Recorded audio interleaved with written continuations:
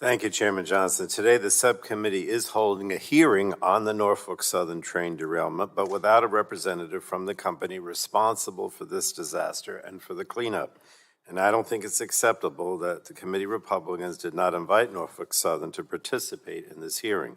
And unfortunately, this omission will result in the American people in this committee being deprived of the answers we all deserve directly from the company.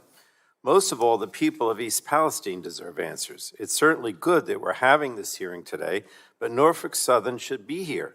Norfolk Southern caused this mess, and they're tasked with cleaning it up, not the Environmental Protection Agency or the Ohio EPA or the Columbiana County Health Department. The company should have to explain what happened, how they plan to prevent it from happening again, and what more must be done to ensure the long-term health and safety of the community. Now, cleaning up a toxic site creates emotional and physical toll for a community. No one should have to fear that the water they drink or the air they breathe is unsafe. The panelists in front of us today can surely answer many of our questions about the response and remediation efforts, but federal, state, and local agencies have largely shifted into oversight roles over Norfolk Southern's cleanup activities. Norfolk Southern is actually removing the contaminated soil, contracting with the waste facilities, and hiring the contractors to manage the cleanup. And their glaring absence holds us back from fully understanding the breadth of this catastrophe and the work being done to clean it up. So my hope is that the tragedy can offer lessons for future incidents, opportunities for legislation to limit further chemical disasters, and most importantly, shine a light on the plight of the folks on the ground in East Palestine, Ohio.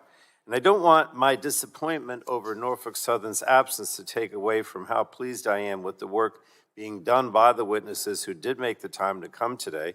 I think the work between our federal, state, and local agencies is a good example for how to put politics aside for the good of our communities facing unforeseen tragedies. EPA has been on the ground since the derailment, arriving at the site hours after the accident. The agency has provided robust air and water testing and opened a community center and hotline to share critical information with residents. As a longtime supporter of Superfund, I'm pleased to see EPA using all of its authority to hold Norfolk Southern accountable in every way they can. And I also appreciate their work to reassure the residents of East Palestine that the air and water are safe, and for the continued oversight over Norfolk Southern's cleanup work to ensure the community is made whole. EPA, Ohio EPA, and local agencies like the Columbiana Health Department have been working in tandem to provide critical testing data and to dispel misinformation, giving residents peace of mind as they navigate this cleanup process. The tragic train derailment is a sharp reminder of how important it is to have serious, robust environmental laws in place to protect communities across the nation from dangerous pollution in the air, water, and soil. Republicans' calls for the federal government to step in and respond to this disaster are proof that the government plays a critical role in protecting public health and safety. But rather than joining us in strengthening the EPA for the future, Republicans are attempting to further undermine it. This week, House Republicans are proceeding with their what I call polluters over people legislation, H.R. 1, that will tear down fundamental environmental and public health protections that protect communities like East Palestine.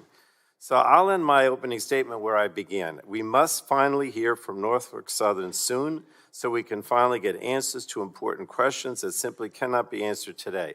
I appreciate that Chair Rogers said that there will be more hearings, and I believe she specifically said that we will hear from Norfolk Southern at those future hearings. So I appreciate that, Chair Rogers.